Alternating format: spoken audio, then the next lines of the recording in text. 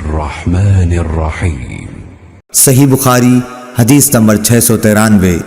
انس بن مالک رضی اللہ تعالیٰ عنہ سے روایت ہے کہ نبی کریم صلی اللہ علیہ وسلم نے فرمایا، اپنے حاکم کی سنو اور اطاعت کرو، خواہ ایک ایسا حبشی غلام تم پر کیوں نہ حاکم بنا دیا جائے جس کا سر سوکھے ہوئے انگور کے برابر ہو۔